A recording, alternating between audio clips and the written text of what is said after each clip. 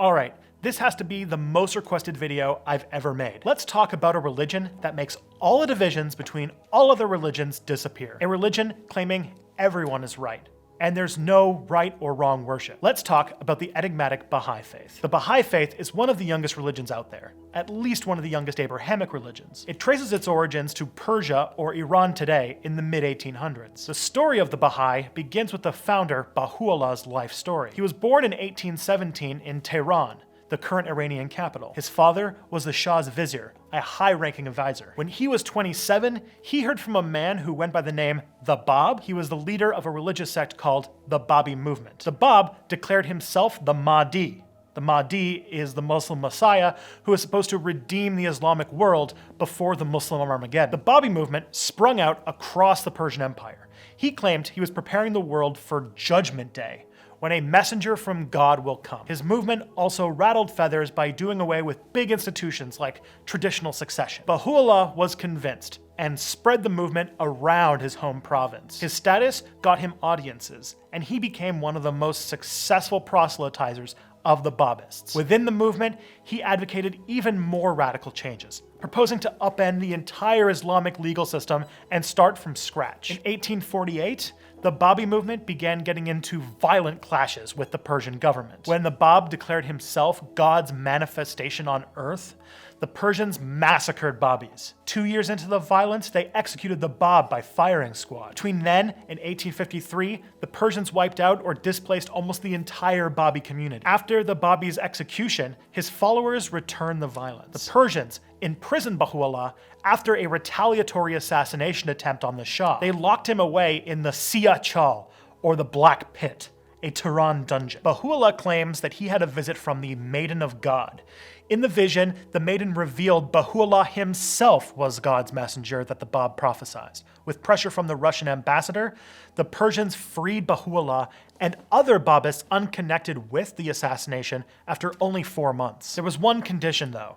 Bahá'u'lláh had to leave the Persian Empire forever. The Russians offered him asylum, but Bahá'u'lláh turned it down, preferring Iraqi exile. At this time, Iraq was an Ottoman province. In April of 1853, Bahá'u'lláh and his family moved to Baghdad. His new city attracted the Babists. Pilgrims escaped from Persia and flooded into Baghdad. The movement liked him, and he became a prominent leader rather than a proselytizer. The official successor, a man named SirionAUT, plotted against Bahá'u'lláh, attempting to discredit him. However, SirionAUT was an absent figure, often hiding and distancing himself from the movement. Without much leadership from the official successor of the Bab, Bahá'u'lláh became the de facto administrator for the movement, and SirionAUT interpreted it as a leadership challenge. His attacks on Bahá'u'lláh drove away new converts, and in 1854, he had enough. He chose exile again.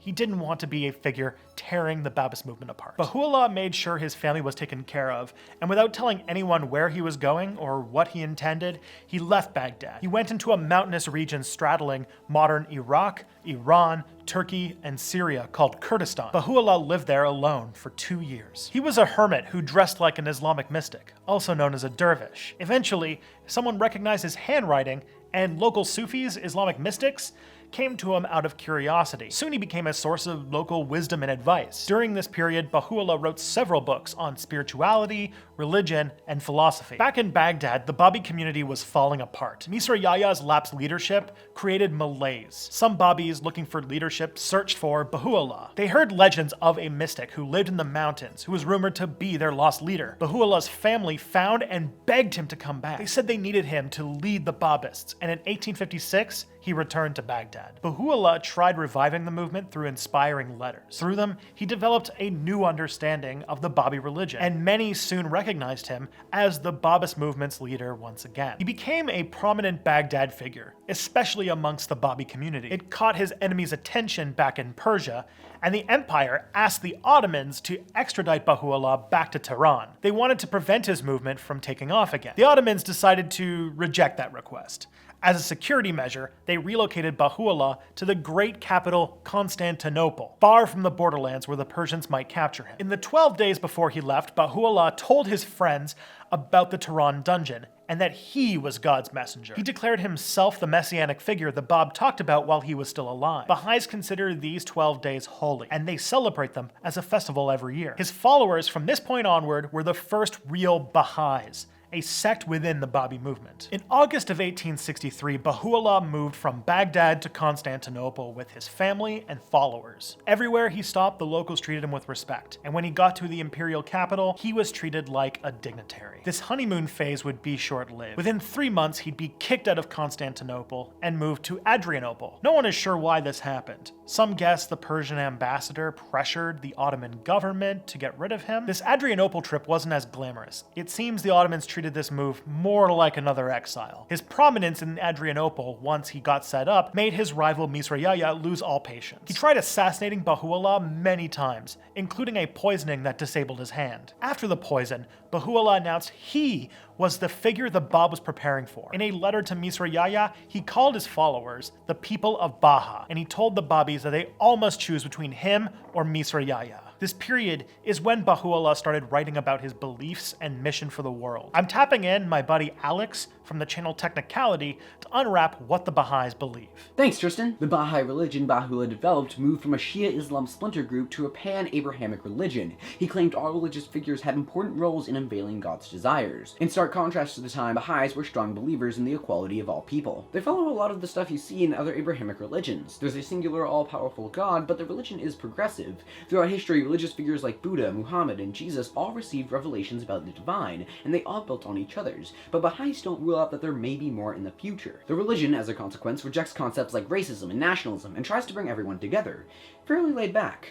How did that work out? Well, Alex, he wrote about the revelation he had, and he told the world's rulers to set aside their differences, give up their possessions, accept his revelation, and make the world a place of peace and harmony for mankind. He sent that message to rulers like Emperor Franz Joseph of Austria-Hungary, the Emperor Napoleon III of France, Queen Victoria of Great Britain, Sultan Abdulaziz of the Ottoman Empire, Nasser al-Din Shah of the Persian Empire, King Wilhelm I of Prussia, Tsar Alexander II of Russia, Pope Pius IX, and even one targeted at the rulers of America and the presidents of the republics therein. Still vying for power, Misrayaya lobbied authorities to do something about Bahá'u'lláh. Only here did the Ottomans even notice the Baha'i movement was a religious one. In 1868, the government wrote a royal decree condemning the Babis to imprisonment or exile to the Ottoman Empire's far reaches. They exiled Misrayaya and his followers to Cyprus, and Bahá'u'lláh and his followers to Acre, a Palestinian city. When Bahá'u'lláh and his followers arrived,